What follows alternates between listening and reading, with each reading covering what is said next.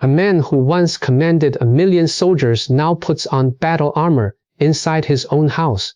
Every time the local governor visits on a routine inspection, his family stands behind him holding weapons. He is not afraid of invaders. He is afraid of the young emperor he personally selected as his puppet. His name is Zhou Bo. This is how Emperor Wen destroyed the most powerful men in the empire without killing a single one. 180 BC, Liu Heng, now Emperor Wen, has just outmaneuvered the generals at the Wei Bridge and taken the throne. But the men who put him there are the same men who murdered the last imperial family. These are not ordinary officials. They are the founding generals of the Han Dynasty. They fought alongside the first emperor, Liu Bang. They command real armies. Their networks span the entire government. When Empress Liu died after 15 years of rule, these generals slaughtered every man, woman, and child in her clan. Then they deposed and murdered the child emperor she had installed. Think of them as the Praetorian Guard, except they founded the empire themselves. If you displease them, they erase your entire bloodline. And they picked Liu Heng because he looked weak. A 23-year-old from a frozen northern province, no army, no allies, 6 followers, mother so unimportant, the empress forgot to kill her. They thought they had found a puppet. They were wrong. Zhou Bo, the general who led the coup, tried to hand Liu Heng the imperial seal in private, just the 2 of them. He wanted Liu Heng to owe him personally. Liu Heng's aide, Song Chang, stepped forward and said, "If you have a public business, speak publicly. If you have a private business, the king has no private business." Zhou Bo had to kneel in front of everyone and present the seal. What he wanted to be a personal gift became a bureaucratic formality. Liu Heng's throne was not Zhou Bo's favor. It was the collective decision of the court. This was not philosophy, it was survival.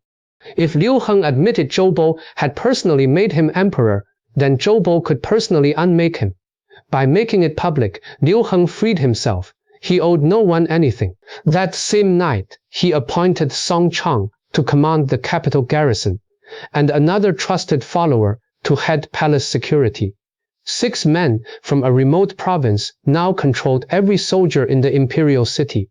The generals, waiting for their puppet to thank them, did not notice the knives had changed hands. Liu Heng could not fight the generals directly. He had 6 men.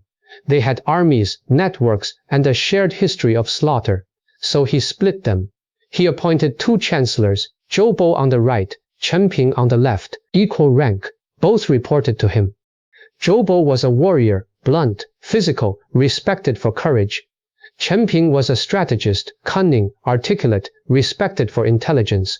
They had cooperated to destroy the Liu clan, but they never liked each other. By giving them the same job, Liu Heng made sure they spent more energy watching each other than watching him. Every decision needed negotiation. Every move could be challenged. The generals' united front cracked on day 1.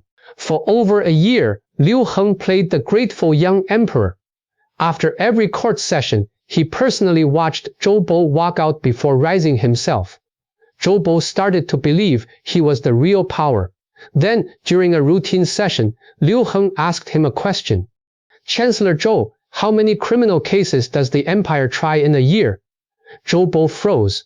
He was a general. He had never counted court cases. Liu Heng waited, then asked another. "What are the empire's annual revenues and expenditures?" Zhou Bo was sweating. He had no idea. The emperor turned to Chen Ping. Chen Ping rose calmly. "Your Majesty, for criminal cases, ask the Minister of Justice. For revenues, ask the Minister of Finance. The Chancellor's job is to assist the Son of Heaven and ensure every official does his job." Liu Heng nodded. Chancellor Chen is correct. In front of the entire court, Zhou Bo had been exposed, not because Liu Heng attacked him, but because he could not answer the basic questions of his own office. The emperor simply tested him, and he failed. After the session, Zhou Bo confronted Chen Ping. "Why didn't you warn me?" Chen Ping looked at him coldly. "You are the chancellor. Did you not know what the chancellor does?" That was the moment Zhou Bo understood. He was in a game he did not know how to play. He resigned the next day. Liu Heng accepted immediately. Resignation was not enough. Zhou Bo was still in the capital, and so were dozens of other titled nobles. They met in each other's homes, shared information, and could organize another coup at any moment. A young scholar named Jia Yi proposed a simple solution. Order every noble to return to his feudal estate. Your title came with land, go live on it. Stop lingering in the capital. The decree was called Ordering the Marquises to Their States. On paper, it was about administrative efficiency. In reality, it scattered the old power network across the empire. No more dinner parties where coups were planned. No more casual intelligence exchanges. Each man isolated on his provincial estate. The nobles fought back. They found excuses. They lobbied. They attacked Jia Yi personally. Liu Heng was forced to demote Jia Yi to a provincial post. But, and this is the key, Liu Heng did not revoke the decree. He let the nobles think they had won, then waited. Months later, a solar eclipse appeared. In ancient China, eclipses were heaven's rebuke. Liu Heng seized the moment. He issued a public self-criticism, then added, "The marquises keep finding excuses to stay. The chancellor is the man I respect most. Let the chancellor lead by example." Zhou Bo had no way out. Stripped of his chancellor title, he was sent back to his estate in Jiang County. That is when the paranoia started. Zhou Bo was alone. His allies were scattered across the empire. He had no way to know what was happening in the capital. Every time the local governor visited on a routine inspection, Zhou Bo assumed it was an assassination squad. He put on his armor. He armed his household, and that became the evidence against him. Someone filed a report. The former chancellor is stockpiling weapons. He must be plotting rebellion. Liu Heng immediately ordered Zhou Bo arrested. Zhou Bo, the man who commanded 1,000,000 troops, who wiped out an imperial clan, who chose the emperor, was thrown into a common prison. The jailers mocked him. They demanded bribes just to bring him food. Zhou Bo scraped together a fortune in gold and handed it to one jailer. In return, the jailer wrote 5 words on the back of a wooden slip. Ask the princess to testify. The princess was Liu Heng's daughter, married to Zhou Bo's son. Zhou Bo got word to the Empress Dowager, Liu Heng's mother, through his last remaining connections.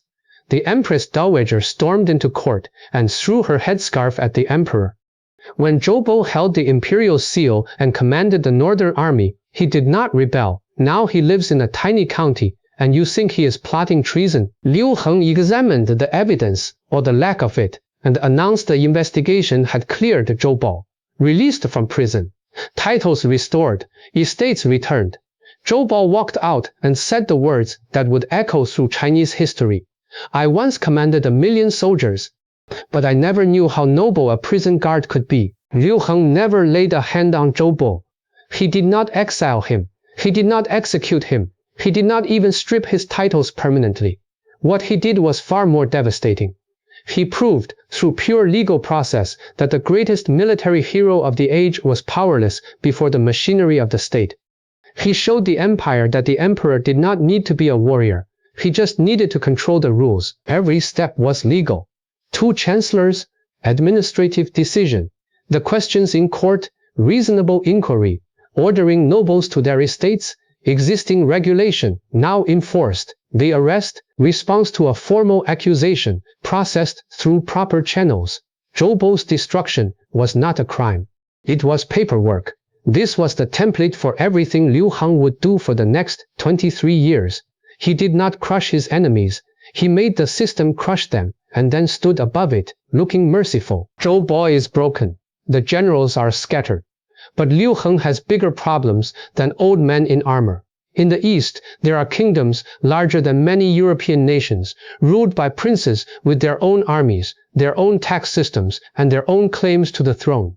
One of them commands 70 cities and nearly became emperor himself. In the next episode, watch Liu Heng take a kingdom the size of England and quietly, legally, without a single battle, cut it into 7 pieces. The surgeon's knife, next time.